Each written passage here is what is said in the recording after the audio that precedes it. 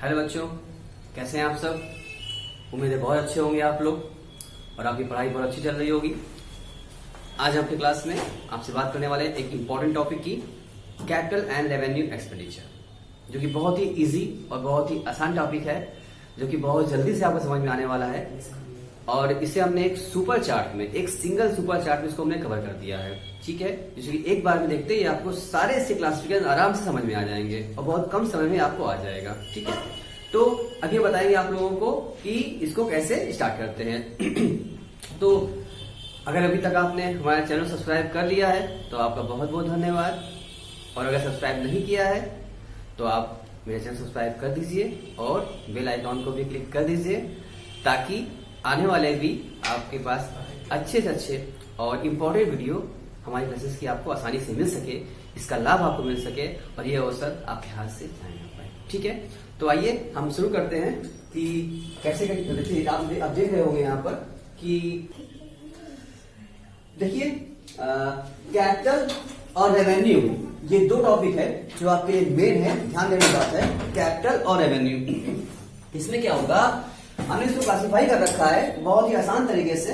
पहला हमने क्या बताया था, आपको बताया कि कैपिटल एक्सपेंडिचर और रेवेन्यू एक्सपेंडिचर में आपको डिफरेंस बनाना होगा। उसके बाद capital receive and revenue profit ये अलग होता है, और कैपिटल लॉस रेवेन्यू लॉस अलग होता है, कैपिटल प्रॉफिट रेवेन्यू प्रॉफिट ये भी अलग होती है। यानी कि हमने क्या किया, इसको 4 सेगमेंट में डिवाइड कर दिया। कैपिटल और रेवेन्यू को 4 सेगमेंट में हमने डिवाइड कर दिया। क्या रिपीट करें अपनी बात को, अगर हम एक किया हमने कैपिटल एक्सपेंडिचर और रेवेन्यू एक्सपेंडिचर, दूसरा हमने किया कैपिटल रिसीव और रेवेन्यू रिसीव, और तीसरा किया capital loss revenue loss, and four last capital profit and revenue profit. और इसके बारे में बात करें तो डिटेलिंग ये आपके सामने है, लिखा हुआ है। और हाँ इसी डिटेल में एक शॉर्टकट में नोट्स हमने तैयार किया है, जो बहुत आसान सा, बहुत हल्का सा इजी नोट्स है, बहुत ही इजी लैंग्वेज में है। इस लैंग्वेज में कि एक बार अगर आप पढ़ेंगे तो पढ़ते ही आपको एकदम तुरंत समझ में सब बात आ जाएगी, आपको याद नहीं करना पड़ेगा। और आपको इसका नोट्स चाहिए तो आप हमारे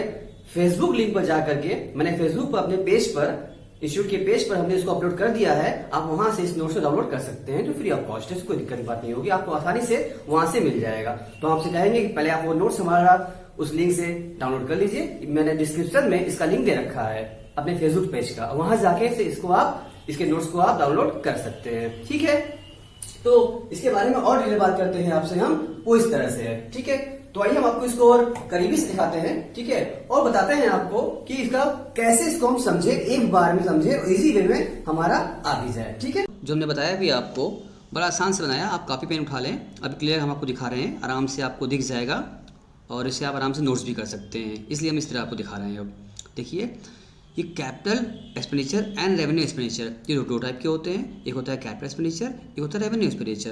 कैपिटल एक्सपेंडिचर की अगर हम बात करें तो इसमें है, ये होता है हमेशा नॉन रिकरिंग नेचर, ये एक्सपेंस बार बार नहीं होते हैं बेटा, ये एक्सपेंसेस ऐसे होते हैं, हैवी एक्सपेंसेस जो कभी कदार होते हैं, जिसके एक्सपेंस करने से हमें कुछ मिलता है, कोई एसेट्स, कोई प्रॉपर्टी, कोई मशीन, लैंड, बिल्डिंग, फर्नीचर, कुछ मिलता है, कुछ परचेज करते हैं हम, उसे एक्सपेंस तो हुआ हमारा, लेकिन उसके बदले में कुछ मिला, मेरे हाथ एसेट्स आया, इसको बोलते हैं कैपिटल एक्सपेंडिचर। और ये बार बार तो होगा नहीं, जैसे बिल्डिंग खरीदा तो बिल्डिंग बार बार तो खरीदेंगे नहीं हम, इसलिए ये नॉन रिकरिंग टाइप नेचर का होता है, ऐसे आप पहचान सकते हो इसको। और या ये increase in the value of assets, इससे आप पहचान सकते हो। कोई भी खर्चा देखो, एक्सपेंस दिखे आपको, वो एक्सपेंडिचर होगा, और एक्सपेंडिचर है तो उसमें आप देखेंगे कि उससे कोई एसेट्स की अगर इंक्रीजमेंट हो रही है, इंक्रीमेंट हो रहा है, समझ जाइए वो कैपिटल एक्सपेंस है। कोई एसेट्स नहीं बढ़ रहा है तो इसका मतलब वो एसेट्स कैपिटल नहीं है। या एक्सटेंशन ऑफ एसेट, इंक्रीज करिए, एसेट्स बढ़ रहा है, उसकी एक्सटेंशन हो रही है। एग्जांपल के लिए देखिए बेटा, purchase of plant, machinery, land, furniture and wages and carriers and installation expenses of new machine purchase. ये वेजेज एंड जो कैरियज होता है ये रेवेन्यू होता है, बट हम कोई भी नई मशीन खरीदते हैं, मशीन ऑन होने तक का सारा खर्चा, वेजेस है, कैरियर्स है, कोई भी एक्सपेंसेस लगाए, यहाँ तक इंस्टॉलेशन एक्सपेंसेस लगाए, मशीन ऑन होने से पहले तक का सारा खर्चा हम उस मशीन में ही ऐड करते हैं, मतलब उसको हम, मतलब कहने का उसको हम कैपिटलाइज कर लेते हैं। इसका सिंपल सी बात है, यानी कैपिटल में वो एक्सपेंस होगा जो कि नॉन रिकरिंग नेचर का होगा, और जिससे एक्सपेंस होने से हमारे एसेट्स में इंक्रीजिंग होगी, या हमारा एसेट्स क्या होगा, एक्सटेंशन, एसेट्स मेरा बढ़ जाएगा। ठीक है, एसेट्स आता है। या ऐसा रेवेन्यू एक्सपेंडिचर जो कि नेचुरल रेवेन्यू है, कोई एसेट वेजेस दिया, कैरेज दिया, एसेट्स तो नहीं आ रहा है, ध्यान दीजिएगा, लेकिन वो एसेट्स को खरीदने के समय नया इंस्टॉलेशन करते वक्त दिया हमने, वो मशीन भी ऑन नहीं हुई थी, तो उसका सारा खर्चा उसी में मशीन में अकाउंट में ऐड हो जाता है, इसलिए उसको भी कैपिटलाइज कर लेते हैं हम लोग। ठीक है, अब बात करते हैं रेवेन्यू की। हम लोग रेवेन्यू क्या दो टाइप के होते हैं, एक होते हैं रेवेन्यू एक्सपेंडिचर, एक है डिफर्ड रेवेन्यू एक्सपेंडिचर। रेवेन्यू मतलब ठीक उल्टा बेटा, ये रेवेन्यू नेचर का होगा, मतलब रिकरिंग होगा, ये बार बार होगा, ये पीएल डेबिट में हमेशा आता है, पीएल ऑलवेज डेबिट में एक्सपेंसेस जाएंगे आपके, एसेट्स नहीं होता, इससे मैं कुछ मिलता नहीं है प्रॉपर्टी हमको, या इसको कह सकते हैं आपकी मेंटेनेंस ऑफ एसेट्स।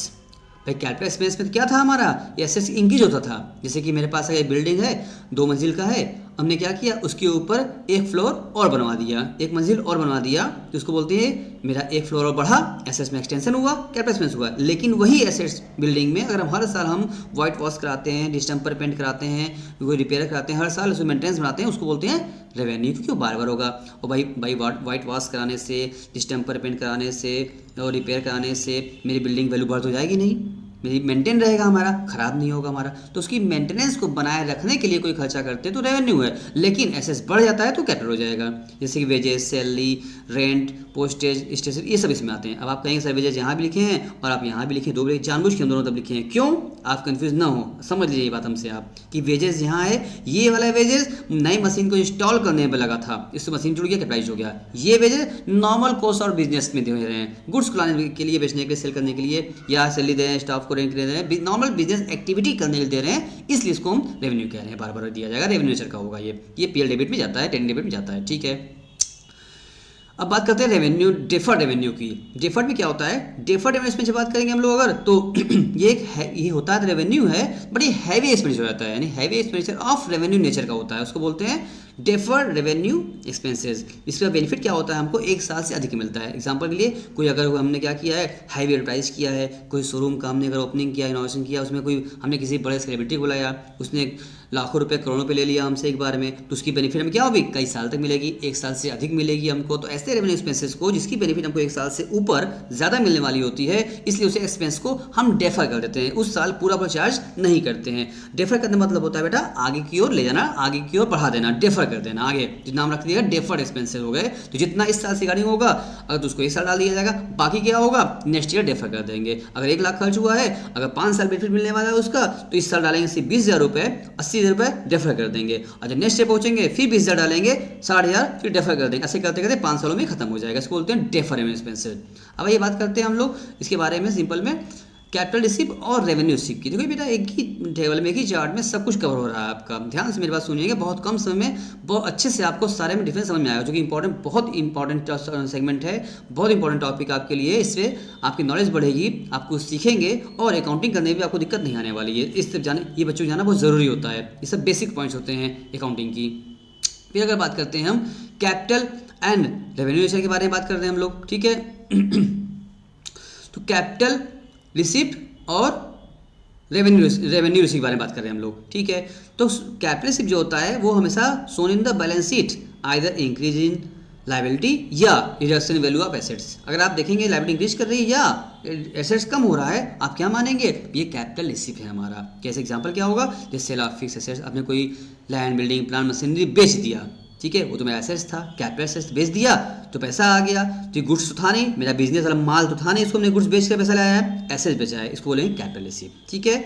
या capital contribute by the proprietor, proprietor ने क्या किया, नया कैपिटल लगाया या लोन ले लिया, पैसा फर्म में आया है, ठीक है। ये नॉर्मल थी नहीं, बिजनेस से माल गुड्स सेल करके तो आया नहीं था, इसलिए इसको बोलते हैं कैपिटल रिसीप्ट हुआ है हमारा। अगर रेवेन्यू की बात करते हैं, ये तो क्या होता है, shown in the credit side of trading या पीएल अकाउंट में किया जाता है। रिसीव और एग्जांपल बात किया, कोई आपने गुड्स पे सेल किया है या इंटरेस्ट रिसीव किया है, कमीशन रिसीव किया है, डिविडेंड रिसीव किया है, एक्सेट्रा जो भी आपने किया है, सब रिसीविंग इनडायरेक्ट इनकम जो आपने किया है, सब ये सारी इनकम या नॉर्मल बिजनेस की एक्टिविटी से किया है, ये सब क्या रिसीव होती है, ये रेवेन्यू से, क्योंकि बार बार होगी, हमेशा होगी, ठीक है। इसी का एक्टिविटी आप कर ही रहे हैं, इसी का बिजनेस आप कर रहे हैं। अब बात करते हैं हम लोग कैपिटल लॉस, रेवेन्यू लॉस के लिए। तो कैपिटल लॉस जो होता है बेटा वो not related with the normal course of business, ये कैपिटल लॉस बिजनेस से नॉर्मल कोर्स में नहीं रहता, जबकि रेवेन्यू लॉस ये बिजनेस के नॉर्मल कोर्स में होता है। एग्जाम्पल की अगर बात करते हैं, जैसे कि loss on sale of fixed assets, आपने कोई मशीन खरीदा था, वो उसको आपने ख़राब हो गया, बेच दिया आपने, उसमें लॉस हो गया आपको। भाई मशीन बेचने खरीदने का बिजनेस तो हम करते नहीं हैं, हम मेरे बिजनेस एक्टिविटी गुड्स की है या कोई और आइटम की है, तो इसलिए ये मशीन बेचने में लॉस जो मेरा हुआ है, ये मेरा बिजनेस का नॉर्मल कोर्स का लॉस नहीं हुआ है, इसे क्या बोलेंगे हम, कैपिटल लॉस बोलेंगे हम लोग, ठीक है। या loss of any fixed assets हो गया, या loss of issue of share debenture हमने किया था उस पर लॉस हो गया, ये सब क्या है, मेरा एक तरीके से हमारा कैपिटल लॉस है। रेवेन्यू लॉस के बाद बात करते हैं अगर, तो लॉस ऑफ स्टॉक, कोई मेरा गुड्स था, फायर में लॉस हो गया, लॉस फायर हो गया, या लॉस बाई थेफ्ट, कुछ चोरी हो गया, या कुछ पैसा डूब गया, बैड डेब्ट्स हो गया। ये तो एक्टिविटीज़ है, बिजनेस की एक्टिविटीज़ है, इसलिए related to with the normal course of business में रहेंगे, इसको रेवेन्यू लॉस बोलेंगे। बिजनेस लॉस हो गया है, गुड्स हो गया है। अगर हम बात करते हैं लास्ट में हम capital profit and revenue profit की, ठीक है, तो रेवेन्यू प्रॉफिट की दोनों बात का, कैपिटल प्रॉफिट क्या होता है, profit on sale of any fixed assets. अगर हमें प्रॉफिट हो गया तो बोलेंगे कैपिटल प्रॉफिट हो गई है हमारी, ठीक है। अब ये लॉस होता है तो बोलते रहे कैपिटल लॉस हो गया था हमारा।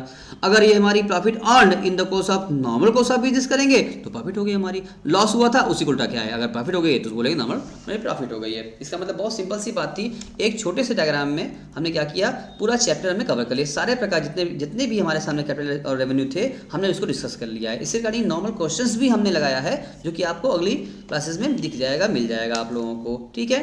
तब तक के लिए आप क्या करिए, इसको देखिए, कॉपी करिए, एंजॉय कीजिए और खुश रहिए, खुशहाल रहिए।